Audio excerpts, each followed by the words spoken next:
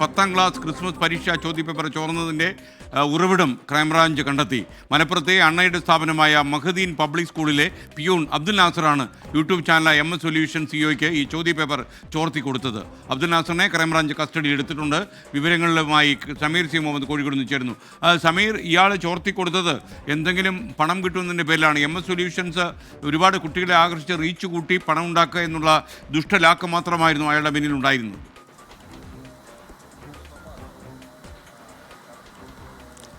തീർച്ചയായും SKN സൂചിപ്പിച്ചതുപോലെ തന്നെയാണ് വലിയ സാമ്പത്തിക നേട്ടം ലക്ഷ്യമിട്ടുകൊണ്ട് ചോദ്യപേപ്പർ ചോർത്തുകയും അതുവഴി പരമാവധി പ്രേക്ഷകരെ, പരമാവധി വിദ്യാർത്ഥികളെയും രക്ഷിതാക്കളെയും അതിലേക്ക് ആകർഷിക്കുകയും അതുവഴി യൂട്യൂബിൽ നിന്ന് വലിയ വരുമാനം കണ്ടെത്തുക, ഒപ്പം തന്നെ അവരുടെ MS സൊല്യൂഷൻസിൻ്റെ ട്യൂഷൻ സെൻ്ററുകളിലേക്ക് പരമാവധി ആളുകളെ എത്തിക്കുക, അത്തരം ലക്ഷ്യത്തോടു കൂടെ തന്നെയുള്ള നടപടികൾ തന്നെയാണ് ഉണ്ടായിരുന്നത്. അതിൻ്റെ ഭാഗമായിക്കൊണ്ട് തന്നെയാണ് ക്രൈംബ്രാഞ്ചിൻ്റെ അന്വേഷണത്തിനൊടുവിൽ ഇപ്പോൾ ഈ പ്രതി അറസ്റ്റിലാവുകയും ചെയ്തിരിക്കുന്നത്, അതിൻ്റെ ഉറവിടം കണ്ടെത്തുകയും ചെയ്തിരിക്കുന്നത്.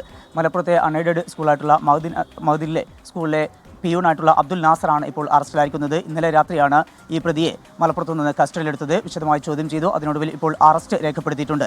മൊബൈൽ ഫോൺ വഴിയാണ് താൻ ഇത്തരത്തിൽ ചോദ്യം ചോർത്തിയിരുന്നത് എന്ന കാര്യമാണ് ഈ പ്രതി അന്വേഷണ സംഘത്തോട് നൽകിയിരിക്കുന്ന മൊഴി. അതിൻ്റെ അടിസ്ഥാനത്തിൽ ആ മൊബൈൽ ഫോണും അന്വേഷണ സംഘം കസ്റ്റഡിയിലെത്തിയിട്ടുണ്ട്. നേരത്തെ ഇതുമായി ബന്ധപ്പെട്ട് 2 പേരെ MS സൊല്യൂഷൻസിലെ 2 അധ്യാപകരെ, കോഴിക്കോട് സ്വദേശിയായിട്ടുള്ള ജിഷ്ണു, മലപ്പുറം സ്വദേശിയായിട്ടുള്ള ഫഹദ് എന്നിവരെ അറസ്റ്റ് ചെയ്തിരുന്നു.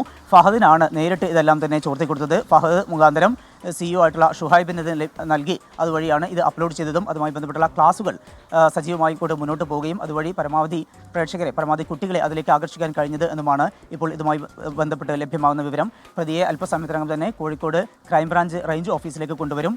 അന്വേഷണ ഉദ്യോഗസ്ഥൻ ആയിട്ടുള്ള മൊയ്തീൻകുട്ടി മാധ്യമങ്ങളെ കാണുകയും ചെയ്തു. ഈ സംഭവവുമായി ബന്ധപ്പെട്ട് വളരെ സുപ്രധാനമായിട്ടുള്ള ഒരു അന്വേഷണ മികവാണ് ഇപ്പോൾ പോലീസിൻ്റെ ഭാഗത്തുനിന്ന് ഉണ്ടായിട്ടുള്ളത്, ക്രൈംബ്രാഞ്ചിൻ്റെ ഭാഗത്തുനിന്ന് ഉണ്ടായിട്ടുള്ളത്.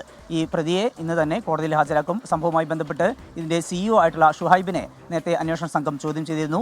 എന്നാൽ പ്രതിക്ക് മുൻകൂർ ജാമ്യം ഉണ്ടായ ഒരു സാഹചര്യത്തിൽ പ്രതിയെ വിട്ടയക്കുകയാണ് ചെയ്തത്. എന്നാൽ ഇനിയും ഷുഹൈബിനെ വിളിപ്പിക്കുകയും തുടർന്നുള്ള നടപടികളിലേക്ക് നീങ്ങുകയും അറസ്റ്റ് ഉൾപ്പെടെയുള്ള നടപടികൾ ഉണ്ടാകും എന്ന കാര്യവും അന്വേഷണ സംഘം വ്യക്തമാക്കുന്നുണ്ട്. SKN.